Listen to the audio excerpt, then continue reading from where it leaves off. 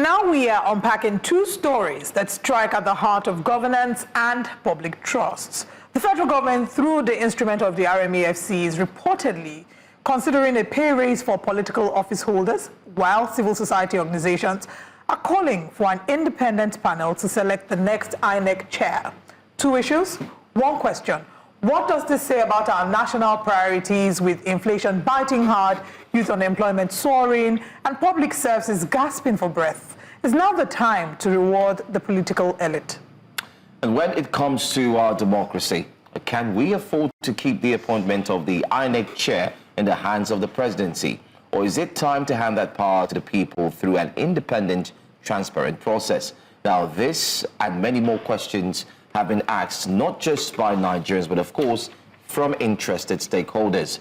Today, we would table this right here on Breakfast Central because it is indeed a very interesting and developing story. So joining us for this discussion, we do have public affairs analyst, of course, the one who talks tough. We have Mr. Theophilus Akatugba who joins us here live. Thank you so much for being here, not for the front pages, but for a very pertinent conversation. And we also have a human rights advocate and the one who will not stop, but of course continue to speak like the ticking clock. Mr. Peter Aka joins us this morning. Thank you so much for being here. The difference in their surnames is the Tuba and then the both start Akatuba. Aka and Akatuba. Oh, wow. You're wise, you're wise. Wow, I should introduce you too as the as the wise one. Anyway, Great to have you on the set. My pleasure. Go ahead. So I think a good way to begin the conversation would be, we're looking at two different issues here. RMAFC saying that they want to increase salaries and calls for an independent INEC, a truly independent INEC. I think I'll begin with Mr. Akatugba. The opposition, the PDP, the ADC, and even many of the Nigerians have criticized the statement by RMAFC saying that what they're doing or their proposition is constitutional, is legally backed. So how does this come across? There are those who also argue that it is tone deaf, especially because of the current reality of the everyday Nigerian. How do we find that balance, even when they claim that it is legal? And do you think it's tone deaf? Okay, let me start by saying when I heard it the first time, my thought about salaries generally in Nigeria is that we have underpaid ourselves into incubation of poverty. What do you have? You have a country that continues to develop poverty. And when we see the numbers, we keep using it for political reasons. Everything we do in Nigeria is poverty, development, culture. We are not interested in bringing people out of poverty. We've underpaid ourselves for years. And so because the politicians are trying to get a slice of it, we are making noise. Are we really well paid generally in Nigeria? No, we are not. There is this idea, we lived in a period of general subsidy. So we had the false impression that Nigerians were able to get by with the meager salaries we paid over the years. And so when you move to even 70, recently a United Nations or United States body has said that our 70,000 is not going to develop anything. It's not going to bring people into a living wage situation. So generally speaking, we have gone in the wrong direction for so long. Now, everywhere in the world, when you propose increment in salaries for public office, it's always going to receive a backlash. If you compare right now Ghana and Nigeria, Ghanaian parliamentarian politicians, they earn close to 4.something million per month. Naira equivalent, which is about 30 to 40,000 Ghana cedis, which is what they earn per month. And when you compare that with the president of Nigeria's salary of 1.5, it's ridiculous because there's no way. Obasanjo found it difficult to get Okonjo-Iweala to serve in Nigeria because the salaries were not compensatory enough compared to what she was doing. He had to go look for some United Nations arrangement in order to pay the remaining to keep her to work for Nigeria. So we have not done well over the years. What we need to look at is holistic reassessment of the salary scales in Nigeria. The 70,000, even though it's a 100% jump, is still inadequate.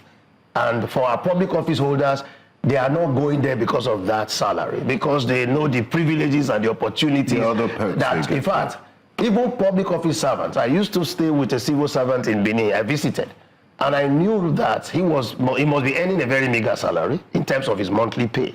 But what it cost us to keep him in office is alarming. He had 3 vehicles parked in front of his house every morning. One will take him away, one for his wife, one for his children. He has all the feelings, everything fueled, his telephone paid for, he was living on the country. So that salary is not even the issue. So if you say now that we should review our salaries from top to bottom, and you're also saying that our public office holders, you know, they live in, a number of them are living lavish lifestyles. Absolutely. Should that salary be an issue, especially because at the end of the day, they're able to meet their needs, they're able to live very comfortably, It should much be, more comfortably. is it than the not average hypocrisy to say you pay somebody so meager and you put the burden of his life on the nation?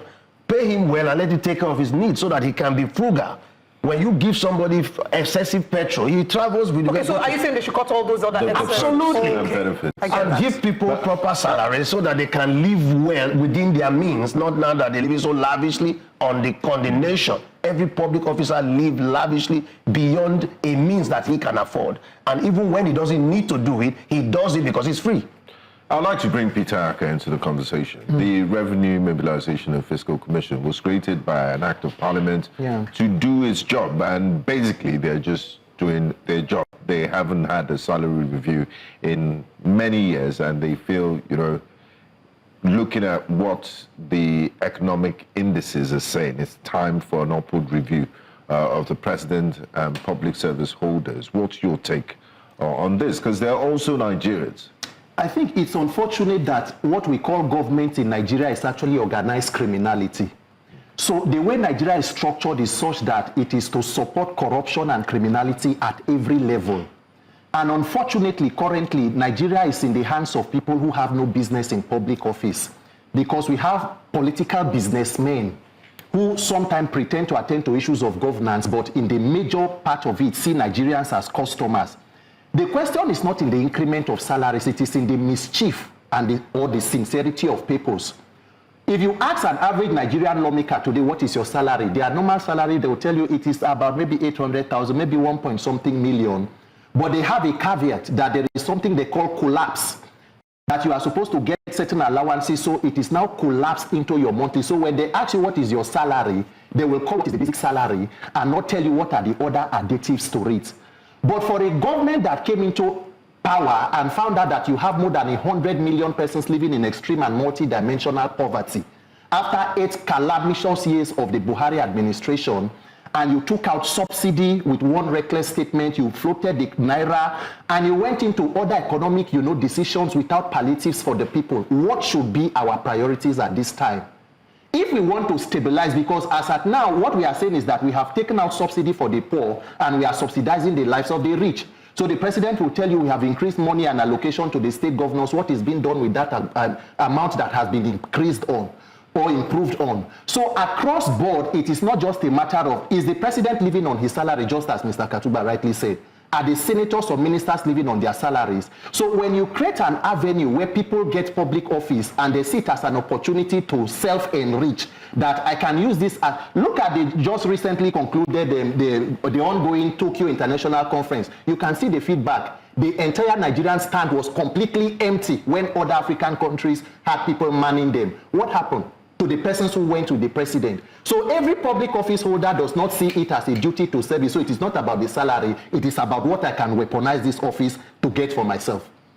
On the TCAD, the empty booth, the presidency came out and said, look, they're not there for optics, that they're there for strategic engagement. Yeah. Yes. Okay, so, but part of the strategic engagement is that you are going to man a stand. And the Ministry of Foreign Affairs put out a statement saying that they are late or nobody is there because there's supposed to be an official inauguration of that stand. So every other African country had inaugurated and gone in, but Nigeria needed an official inauguration, just the same way we need to inaugurate 30 kilometers of a 700-kilometer superhighway. I'm sure 2 years into this office, we'll still need to inaugurate the renewed hope government for Nigerians to begin to feel good governance.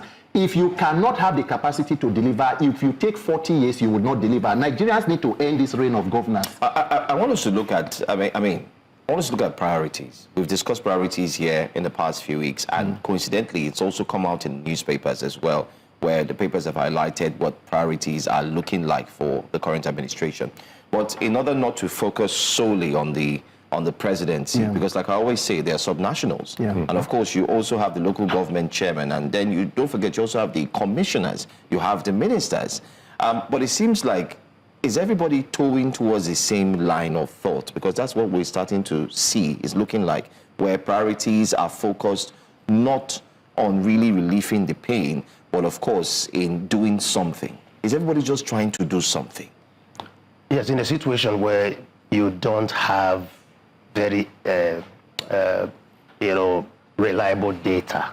The average Nigerian government doesn't know the number of people it governs. It's a crisis situation when you just have to throw something. The way people throw money into the crowd, and anyone that picks it, and you say you are doing something. Maybe one guy picked all the money, and you say I threw money. The Nigerian situation is that our governance structures over the years have been very defective. We've lived a lie. And when the truth catches up with the nation, we begin to suffer. Nigerians are generally, we've had change of human beings in governance, and our Nigerian situation has never improved because our systems have not been created to develop, to grow. And over the years, we've fueled it. And what we now have is a crisis situation where whoever is in public office is a victim and is a criminal ab initio, no matter the good intention. You can't govern a people that have been so maltreated over the years and not be a victim when you come to take over. They will sacrifice you if you want to be a messiah. So is it the system or the personnel? No, the system. The system is made up of people, and we keep changing those in those offices, and we have not seen any respite. And so that's why I said we must take an evaluation. What have we practiced over the years? Number one, when you subsidize your economy the way we've done in 40 years, to resolve it would take sacrifice of blood. Unfortunately, we have not shared the kind of blood that we needed to share to really get wise. So we are still behaving as if we are spoiled children. We have misbehaved a lot. We have squandered our future for so many years. And so now, if we want to correct it, this type of pushbacks that we are seeing, it's going to happen. The president increased salaries by 70,000. What impact has that made now? It has not made any impact because the dip is so deep. The gap is so deep. The valley is so low that we have not been able to bring the people. And let's also remember that there's only a number of Nigerians that the civil service employs. So the minimum wage does not apply to every single Nigerian. It does. It's supposed to go across. It's supposed to be the minimum paid by any organization. But have you seen people applying it? The organization, can they even afford it? This is the point. So, because you have to have a society that has the middle class and a buying power to fuel businesses. People have manufacturing. Do they sell enough? Are people able to patronize them? Can't you see the general lull in trade? That's why the American government fuels the economy and put money in your hand, say, spend this money. If you tell a Nigerian today, you put money in Nigerian hand, spend this money, it hits immediately at the central bank because it's got to pay some foreign because we import everything. Yeah. So government can't even give you money because even if they give you, do they have the dollar to support the avalanche of purchases? They'll buy more bread, that means more wheat will be imported. They'll buy more phones, that means they will import. So we must know that the country has misbehaved a lot. The Revenue Mobilization, Allocation and Fiscal Commission is saying the right thing, but the citizens are pushing back to say that, have you thought of us too? So we have a lot of problems. Permit me to just, he said something, I just want you to, if you have a comment on that. Yeah. Talking about, the US government, other countries where, of course, you ensure that you empower the pockets of the people. Yeah. Therefore, they also fuel the economy. Yeah. It's like a give and take. It's a circle. In Nigeria, but the government is doing it now. They say they want to release another set of funds to put in the pocket of conditional cash transfer. Yes, on the social welfare program, and to ensure that people will receive something. Well, you say that about 40-something billion have been transferred into more than 6 million persons. Yes. I don't know which of us have been beneficiaries here. So because I have not received money. That's why you are not in that bracket. We are not in that bracket. Okay. So because the outright problem with Nigeria is a lack of accountability and transparency. To begin with, the issue of subsidy, the problem with the subsidy regime was not that Nigeria pays fuel subsidy. It is the corruption and criminality in fuel subsidy. That is what caused. Subsidy is paid in different forms in different countries. What you are talking about, US government, social security is available as subsidies in different forms. Now, if you say you take out subsidy and there is no accountability for the money that is taken out, you have only diversified corruption and criminality. The question is the corruption in the oil sector gone? You have now moved more money into the hands of governors. Who is holding them accountable? Together, the state government and the federal government have shared trillions of naira since the subsidy was taken. Even some state governors cannot pay the 70,000 minimum wage. Before you talk about private sector, what are the tax incentives available to them? So across board, and then when you talk about, every arm of government doing what they need to do, this same government that was talking about local government autonomy, trying to push everybody to believing that we wanted to empower the local government, allegedly went into a peace deal in a state like Rivers, where some of the decisions are that the legally and duly elected governor should not have a stake in the election of local government chairman. Why? Because the former governor and 7 cabinet minister will allegedly decide who will be local government chairman. From a government that is talking about local government autonomy and giving power to one individual to decide. So if you look at Nigeria... But is that can we prove that, or are those not... Why is there a sole administrator there? Have the people come out to tell us what is the peace deal? If they should come out and deny it. The governor went and read the Riot Act to his persons to stay away from local government chairmanship. What is it called? The suspended governor, Siminalayi Fubara. He said that it is on record, so it is not hearsay. It is the statement of the governor. So if you look at Nigeria and you want to talk about our priorities as a nation, we are pretending to talk about governance when what we are doing actually is political businessmen at the helms of affairs. After 8 years of Buhari, Nigeria needed a surgical operation where you talk about the philosophy and what is it called, the political science, and then economics, the PPE, factor. But today in Nigeria, we have a situation where we are just budgeting 700 and something billion to renovate an airport. We are talking about renovating the underwater sectors of the Third Mainland Bridge again for another 3.6 trillion. After the same Minister for Works said in January that they had done a holistic review and that the entire underwater substructure had been taken care of about 45 billion. We are budgeting 15 trillion for a coastal highway that has no way. So you can see the priorities of this government when people are languishing in poverty and insecurity. As a people, we need to come together and decide where are we headed, what exactly are our values, and what do we want to reflect in governance. And that brings me to... Before we take that question, let's go on a very quick break. Okay. We have several other areas. I mean, we'll still talk about this, the posture of the government to show concern, and then we'll head over to INEC. But for now, let's go on a very quick break. There's more to come this morning. Stay with us. You're welcome back to Breakfast Central, and we're currently looking at the proposed increase in salaries for public office holders and, of course, calls for INEC reforms. We have in the studio Mr. Peter Aka and also Mr. Theophilus Akatuba. Now, before we went on the break, I wanted to ask you a question. This is our 26th year of uninterrupted democratic experience, and we've changed personnel, we've changed parties, but we still seem to be in the doldrums. If somebody died in 1983, just before President Buhari took office from Shagari, and you read the headlines then, and you read the headlines in 2027, it will be the same. I'm going to fix road, provide water, the basics, and this is 40 plus years on. That shows you how much we've progressed as a nation. So we tried the military, it didn't work. Some will argue the military put us in this situation we're in now. And 26 years is quite a lot of, that's 2 decades plus to have fixed things and at least let's know what direction we're headed. So is it a Nigerian system problem, or is the problem with the people? Because they say that there's a saying that the people deserve the leaders they get. Thank you very much. I think Nigeria, just what you painted, shows that we have done so many experimental governance style. We've gone into military, we've changed people. So Nigeria has not taken a look at the quality of its own citizens. It is the citizens that produces a leader. You can't get saints from demons. Nigerians are looking for some wonderful leader. Messiah. Yes, but the way we are structured, the way we interact, the nationals interact, the tribes interact, the disunity. The critical mass of Nigeria. Absolutely. Yeah. The suspicion among ethnic nationalities cannot produce any progress that we have dreamt of. What we dream of is too utopian for the people, for what we set up here. We look at everything from both religious, both ethnic, and we are so sick in it that we can't get the benefits. No nation that is not united, the way we are not united, can develop.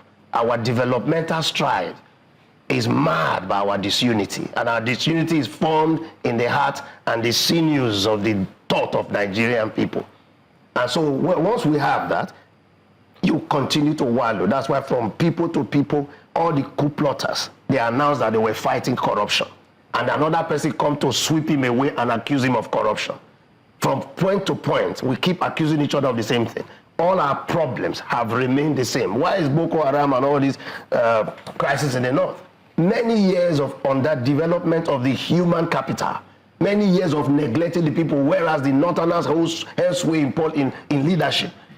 The kind of money that have gone to the north, what did they do with it when they have mass of human beings that they have not developed, they've not improved their life. Now those people are fighting the nation, are fighting them. They see them among themselves, call them bandits. They know they are their children. And we have not been able to resolve that crisis till today. The entire place has become a marketplace of insecurity. Everybody's trading with it. The NGOs are doing business, the military people are doing business, everybody's doing business with insecurity. And so when people who go to the north, both those who do research, everybody's a huge marketplace. So the much money we've sunk into that place, we've got less result. And so the citizens go to our airport. If it's time for election, the entire electoral system is a marketplace. The electoral officers are calling politicians, I'm in town, I'm in charge of this, can we see? Sit in hotels and they sort you out. Go to the judiciary. The prosecutor is in business with the judiciary, asking that I'm sending this case to this lawyer. The man that is being accused has seen somebody. We have a problem. And if we don't cure that problem, and I'm looking, that's why when I come to Nigeria, I'm in Nigeria, I tell people we have done well. They say, why? Because the quality we have shouldn't have produced anything better. So what you say? What I'm saying, I want to thank God. If I see electricity, you get into a community, and you see electricity generation and transmission people, they are selling cables, they are collecting bribe, they are selling you transformers, selling you meter that's supposed to be used to meter their supply. They sell it to you. And you expect electricity. If you have, won't you be grateful? Because that system shouldn't produce electricity. So when you say that we have to cure it, what do you recommend? Absolutely. That is what we call the National Orientation Agency for the first time is awake more than ever before. They put some more money there. They've been talking. We need more of that. They need to do more. We need to do more. Nigerians have not understood the structure of this nation. They don't even know the powers of the president, what he should do. Everyone is crying for what a local government chairman should have done. He is not even well aware. Our schools did not teach our people what structure of governance we have in Nigeria. Whereas somebody in the US or UK knows Nigeria even better because they teach their children how Nigeria is structured. You have to teach your people. Either they were not well taught, either because of the hatred for one another. The schools in the East are teaching something else, the schools in the West, everyone is teaching something else. And when we bring the citizens to the center, we work against each other, go to the ministries, everybody's fighting one another, taking advantage of one another. You bring a fight, it's about your tribe or your brother that takes the fight. We have a mess here. Okay, let's, Mr. Aka, do you have any, additional response to that before we move into the INEC side of the divide? Because, that even moves us into the INEC side of the divide, because that is actually the solution to... Nigeria has been living a lie. Nigeria, we are not as disunited as the politicians make it seem. In fact, a lot of the division in Nigeria today are stoked by political actors, purposely because you need to pit people against each other. We are not more divided than Americans, but where there are laws that govern people and everybody is held under account under the same law, people will unite. There is Spanish America, Chinese America, everybody is there. But in Nigeria, the problem is a lack of consequences and accountability. And whether it is a citizen's problem, I do not think that the national orientation is important, but Nigerians know what is good governance. The people in the north are suffering the same way the people in the southwest, the people in the southeast. Now, what is exactly the problem? A lack of accountability. It is not human beings that fight corruption, it is institutions that fight corruption. Nigerians have failed to fix the most fundamental aspect of our governance and democracy. The foundation of every democracy are free, fair, and credible elections. Why? Because that is the first line of accountability. It instills the desire to deliver on public office holders. There is nobody who knows that power will come from the people and that they have the capacity to take me out that will fail to deliver. Look at the US president, arguably the most powerful person in the world. He came in barely a few months ago, January 28th. He's in a hurry to deliver on his promises, immigration laws, foreign affairs, end the war in Ukraine. Why? The US system does not even give you 4 years. In 2026, 2 years, they will have something they call midterm elections. Either Senate or Parliament or House can flip to Democrats. It puts you in a difficult situation. That is where people, public office holders, believe that power comes from the people. Nobody will know that Nigerians will need to re-elect me in 2027 and will govern the way APC is doing in Nigeria. Their hope and confidence is in a corrupt and criminalized electoral process and a corrupt judiciary. That is where Nigeria must put focus. Because if you fail to fix that system, whether there is a riot, there is a violence, there will have to be another government in 2027. So everything we are complaining today, like you said, since 1973, we will do it again on another forum. We will resubscribe for another Shege subscription by 2027 for another 4 years. So that is how it goes. The question is, for how long will it take for Nigerians to build a system to hold leaders accountable? From there, begin to reform your systems, because it is not a hopeless situation. Okay, let's also make reference to the past elections. We just had the by-elections. Yeah. We have elections coming in 2027. What would you say are the lessons that we've picked? There are those who have, I mean, PDP has said, I believe they said something in the line of what we've seen in by-elections will not repeat itself in 2027. Do we have enough time between now and 2027 from all that you've seen with the by-elections, the off-cycle elections, you know, do we have enough time to fix Nigeria's electoral system? What do we need to do? We have enough time to fix it. What we have learned is that Nigerian elections are now open to the highest rigor. Anybody who can rig sufficiently and maximally will get the office. And then when you are rigging against an incumbent who also has interest, you know that it's an uphill task. The solution is simple. It is not about somebody appointing INEC chairman. Anybody can even recommend the INEC chairman to the president, but the money to run that office, the bureaucracy, is something that we can tighten the news and frustrate you there. The problem is the transparency of the electoral process, from voter registration to voting to coalition of result or to transmission. INEC received 313 billion in 2023, and they said the game changer of the 2022 Electoral Act will be electronic transmission of results. On the day of election, February 25th, the professor in INEC said there was a glitch. Ladies and gentlemen, does any of us knows what caused the glitch up till today? At least if you have sincerity of purpose, when you commit that amount of money to a process to deliver on one critical issue, if it does not deliver, it should be a national consensus that we should know what happened and why we should not have further glitches moving forward. But that same character or that same person is still seated at the helms of affairs in INEC, and when he's replaced, he will be replaced with someone worse. So the best of man is man. Nigeria must go back and look at the Electoral Act, Section 60, subsection 5. The presiding officer will transmit the results in a way and manner as prescribed by INEC. No. Did INEC prescribe the way? Paragraph 38 of their guidelines. Electronic transmission is there. But the judiciary said it was not an omission to the Electoral Act. So there is ample time for us to close every loophole in the Electoral Act and then mobilize to ensure that you close it from judicial technicalities and Nigerians to take their votes in 2027. Anything other than that, we will just continue talking. Mobilization revenue might increase salary by 1 million %. Insecurity will explode. We will come back in 2027 because the persons who are managing these affairs are not interested in the governance. They are interested in coming back. Do you agree with him? To a large extent, but differ, especially when it talks about these reforms and reforms. I know that it's championing electoral reform. But you see, we just had a new, this particular one we used in the last election was also a product of some reform that we just had recently. Yes. And we tried it in one election. And our cry for further reform has also increased. That tells you about the human factor. It talks about institutions. Institutions are made possible by human beings.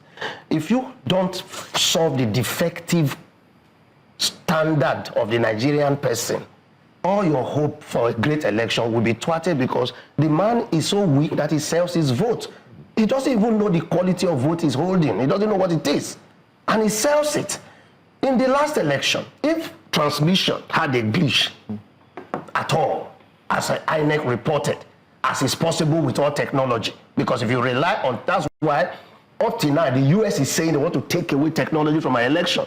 They want to make sure that the election is manual. They don't want mailing ballot and all of that. They are still fighting that matter. Look at Nigeria. In an electoral system where the people who you call your own agent will take money from the opposition and not bring you the result of a polling unit correctly. What is your hope as a politician? When your electoral agent, your own agent. And that's the human factor you're talking about. He went to the electoral polling unit to represent you. And sabotage. In that place, he took money from 2 other people and agreed to doctor results. Is that a reform that you can solve? Yes. No, hold on. Because the results are supposed to be with him. In Ghana went to polls with even an electoral act that is not as strong. What happened? The results were already known to all, including the vice president in power who lost and considered before the INEC announced. Is that not the quality of human beings? In Ghana, where I lived there for 20 years, there is no public holiday on election day. And people will vote, and the votes, the media houses will project the election. Every media house would have projected election. In Nigeria, it's such a big secret. Instead of for reform, you should be talking about is that the media should be able to announce results by having people in all the unit to feed them back of the result they got. Like Today, a data control. Yes, Yeah. but we don't have that. All the politicians are supposed to have their situation room. Are they not having it? I think because everyone is in a Yeah. trade. We are all in a whoever can read the most. That's why they go to court even when they are sure they've lost to see whether they could see someone to bribe to talk. Even during election tribunal matters, you not see the kind of monies that are going on. See, we can cry for all reforms. So, if we don't understand that election have consequences, and we've been able to get the Nigerian man. In Ghana, they fought military people that were some people physically in order to prevent them from tampering with the election. The citizens take control of the election. They do not need a holiday. Primary school children can conduct election if Nigerians are ready for election. So from what I've deduced from this conversation today is we've told ourselves some home truths about ourselves as a people, and it seems like doom and gloom. But I mean, it's just the reality. So my question to you both is there any silver lining? Is there any hope? They say hope is not a strategy. Are you positive that, you know, we can change this system of corruption we're so used to? There's a generation of Nigerians that don't even know any better. And it's not because of lack of not knowing, and this is just what they know, that you're supposed to get into office, you're supposed to be corrupt, you're supposed to have a godfather. We've lost, I mean, look at the moral decadence in society. People don't have positive role models anymore. So is there any silver lining, any hope, any low-hanging fruits to change this? There is. For example, the political parties, I'm sure they have so many members. If you have 1 million members, why are they with all the zest and the energy with which they do media work and advocacy? Get into the polling unit and see your votes and educate the people about the quality of their vote. Pay attention to movement of the people, because by the time you come into the media space, you make yourself popular, and when it's time for election, you don't have reliable agents. Your results are not even proper. And then when you even say that you've been cheated, you don't have evidence. In Ghana, when there was a problem with an election, the pink sheets from the units were considered, and they were looked at clinically, including the fact that our president was able, current president then gave them the forensic auditors that helped him. Then there was a major landmark matter where Akufo-Addo, who now finished ruling, was the one that contested that election. What I am saying, the INEC chairman, whoever, anybody can be INEC chairman. After all, he's not at any polling unit. So the results are brought. I see that even the politicians, because they know it's a big trade, they know that it's about a rigging bazaar. They know what they're doing. I want to push back on that. You said anybody can be INEC. Sorry, before you jump in, you said anybody can be INEC chairman. Anybody. There's been a call for that role to become an elective position, because they feel like he who plays the piper dictates the tune. And it feels like, because the presidency is typically involved in maybe selection of who becomes INEC chairman, right? Yeah. Exactly, and that can influence his participation in the election. But if you elect the person also, is it not a process of electing him also that we're still talking about? Who are the people that will cast the vote? The same people don't know the value of the vote they are casting. The Nigerian man must know that every time you cast one vote, you are not casting a vote about just a deciding victory. You are casting a vote about everything about your life. For 26 years, anybody who has been in the democratic system, every 4 years is 4 years of your life. Every 4 years, another 4 years of your life. You are getting older, you are getting more despondent and more depressed because your nation's solution, you are not finding solution. The reason why Nigerians maybe don't understand the value of their vote, like you said, is because they've experienced continuous disappointment over the years. That is it. Because let us not make it seem like this is something that will go forever and without end. Because I agree to the extent that you said we had an electoral reform before. In fact, there is a saying that if you want to see how corrupt a country is, look at the number of laws. Laws for everything, but the problem is the enforcement. But he even made a statement that still points to the fact that there is need for electoral amendment or electoral reform, because in Ghana, you are able to get evidence of electoral, irregularities. In Nigeria, the onus is on the politician to prove, even when INEC has those, materials. And INEC will now frustrate you. In fact, it will seem like you are taking both INEC and the ruling party to court. The question is, let us not make it seem like Nigerians do not know exactly what to do with elections. If there was no glitch, is it possible that the outcome of the 2023 elections could have been different? There was vote buying, there was probably rigging, there was whatever. But could the election result be different if there was no glitch and if that system had worked? When we talk about election and building electoral process, there is mischief on the part of politicians. The current president is a beneficiary of the June 12th struggle, 1993. What did President Tinubu learn from the 1993 mandate? Did Nigerians not know about electoral reforms, or we were not more aware in 1993, more than about 2 years ago? How come they were able to queue up to file behind a candidate that had a national spread? Nigerians know what to do. There is no system to support what they want to do.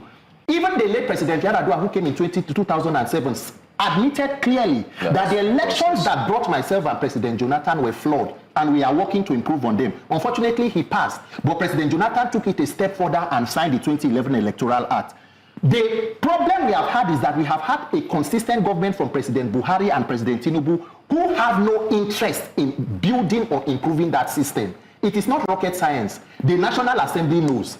The presidency knows. What will change the prospects of Nigeria's election is an electoral revolution on the part of the people, insisting that the right thing be done. Because if we wait forever, we will try to say, oh, we are doing this, there is this problem. No. What caused the glitch? Can we fix that? Can we protect that system? Nobody should say that technology would not work. If technology does not work or systems are prone to hacking, why have they not hacked the account of central bank? Why have they not hacked the account of the ruling party? The only systems... That is too simplistic. No, hold on, sir. Just a minute. No, sir, hold on. The only systems that do not work in Nigeria are the systems that political actors do not want to work. DRC conducted elections using technology. Senegal, South Africa. What is happening to the giant of Africa, more than 200 million people? We are not saying innovate, adopt existing innovation. Nigerians must put their mouth or their legs and feet on what we want to ensure that system works. It is very possible and can be done even before 2027. All right. We're too immature to rely on technology to carry our election, and to do so will be risky. Your election could be taken away from you. In fact, the system is not even owned by Nigeria as a nation. We're relying on Amazon. That tells you that we can't put the sovereignty of a country in the hands of simply technology. That's why... Just a minute. No, what I'm saying is that technology do fail. As big as no way in the world, even the INEC, you have seen banks in Zimbabwe where monies were filtered out of people's accounts. Billions do occur.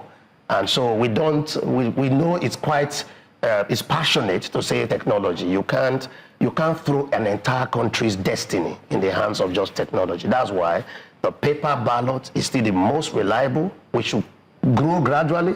Even in the UK, they didn't go into internet and technology banking for many years. They didn't. Even till tomorrow. Money transfers in many of those countries do not take place immediately. We were very much ahead of many countries. The truth is that you have to, we should not be too much in a haste, thinking that because of that glitch they mentioned in that election, therefore, if we just solve that problem, the result will just show that... So I don't think it's just about that. I'm saying that our anchor, glitch, makes it first. Did the election not take place physically?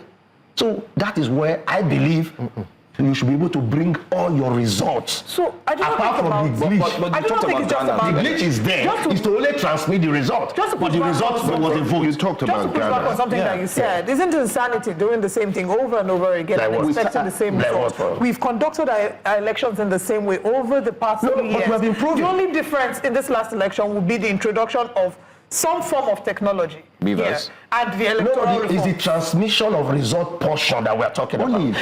What I'm saying is With all the due failure- respect, the issue of technology is not an issue of discussion. INEC itself told the National Assembly. National Assembly called NCC to say, do we have enough network or technology to carry out electronic transmission? It was the current INEC chairman who wrote a paper saying that we are only looking for a law to back up what we are already doing. INEC has a position paper A on the INEC website that talks that since 2011, from the time of Jega, the former INEC chairman, Nigeria was prepared to use technology. It had been tested in off-season selection in Edo, in Osun State, and in other places. So what Nigeria is doing was just an implementation of what INEC says. So it should not be in our place to decide whether the electoral umpire can use this or that. If the umpire said, this is something I have tested and will implement, what is stopping them from doing it? So we must, as a people, now look for, instead of sitting down and saying that technology would not work, we must look for a way for it to work. Because as you have rightly said, repeating the same thing and expecting a different result will be putting us, in what position? We can do it if we want to do it. Yes, but my advice is that you don't rely on just a technological piece to give credibility to our election. It's a holistic election. Yes. The election is credible in different stages. If one aspect fails, should not. Otherwise, there could be national chaos. If just because you rely on one piece of technology, it's good to have it to smoothen, to hasten the process. Yes. The vote counting process have not been digitized. We also need to do that so that you don't have to manually be counting. So we have a lot to do. However, if our people, if we are good as a people and we do dutifully what we are assigned to do, respecting one another, results of election will not be as bad as they are, because the politicians themselves should do more than they are doing currently. There's too much noise, there's too much hue and cry, because if I don't believe this INEC is as good as I want, I will not feel the candidate to an election they conduct. For them to be mobilizing to go to an election that such a defective body is conducting shows that they have confidence in that body. I think if I'm to look at what our two guests have said, I think pretty much, what I would like to know, we're pretty much saying the same thing. Yes. The difference is, I think from your end, you're looking at the technology driving it. I think for Mr. Katuba's end, is looking at the morality of the people who eventually man the technology at the same time. Because if the morality of the person that will man the technology is not good, he's waiting for a bribe, no matter how you use the technology, he will glitch it himself. And we saw that in 2023, where the copper was told, open the thing, and she said, no, I can't open it, and they were like, why? Where do we go from here? I think we have less than... My call always is that if you have the greatest burden of a leader is the followership that you have. If the quality they are, the average Nigerian politician, with all his good intentions sometimes, is frustrated by the quality of people. And it turns around to not do what they want. I have seen a politician that went to say, want to build something in his community, somewhere in Isoko. Do you know what they did? The young people came into the hall and stood by. After finishing, they said, oh, God, please, we don't want this your story. That money, please. You see our youth leaders here, we want the money to sort. He had to bring mobile policemen to get out of that village. And that project never happened. I've seen where Udwagan built a children's hospital in Delta, and he named it after, it was Ibori, he named it after his wife. On the day of inauguration of a children's center, because it was named after Ibori, what happened? The youth came and sacked everybody, and that hospital was cancelled, and today PFM is the owner of that place, Pentecostal Federation of Nigeria. The children's hospital project cancelled, all the equipment rusted away. Is this not followership? Won't you understand that a name does not make a difference? It could be changed in future. We must understand. You see, passion is good, activism is good, but sometimes we should make sure that we know the people we are fighting for. Are they with us in this activity? Do they believe in it? Looking at our population and the people that are coming up, the systems they've been exposed to, where is that change going to come from? Where do you begin to reform the minds? There are 30-years-olds that have no clue of anything about what is right or wrong. No moral compass. If Nigeria does that not give you a sense of hopelessness? No. Nation building is not a sprint, it's a marathon. Whether you hit a dead end, you must continue to try. That is what Nigerians will fail to understand. You cannot achieve all change at its time. You can pick one and begin to build from there. When we talk about, Nigeria must build a system where there are consequences for bad behavior and there is reward for good behavior. If somebody intentionally, for a reason, there was a glitch, the question is what happened to whoever caused the glitch? What did you do about it? If a system that nurtures criminality will get criminality, and do not think that Nigerians as followers do not know what to do. Sometimes these statements may be true that people will demand from their leaders. It must begin with leadership by example. Look at the state of Abia, for example. The governor went to commission a road and saw some children that were, hawking and the rest. And he asked the child, why are you not in school? They said, no, they are on holidays. Why? Because he has fixed the educational system such that even somebody who does not pay school fee or does not have money should not have an excuse. The reason why citizens will continue to prey on the leaders is because they know that the job they are supposed to do, they are not doing it. So let us share it. Nigerians are the most understanding followers. Once they see a leader that has vision and direction, look at what happened to President Buhari. People believed that he was moving in the right direction. For 6 months, he had no cabinet. Nobody mentioned anything because they expected or they thought that he had an imaginary or illusionary integrity that will fix the system. In the long run, it claimed to be, what it was. So Nigeria's problem will begin by a citizen that are knowing or well knowledgeable about what to expect and what to demand, and then holding to account the public office holders and getting a system where if they go there and fail to perform, they can take them out and bring in persons who will, mirror their ambitions and their missions. Anything other than that is just going around in circles and waiting forever. Gentlemen, we have come to the end of this very intense conversation. Thank you so much for joining us. It feels like a national conference. It feels like a new central confab, breakfast central confab. Theophilus Akatuba and Peter Aka, thank you so much for joining us, gentlemen. And to our audience, of course, you can continue your conversations on YouTube. We're streaming live at News Central TV.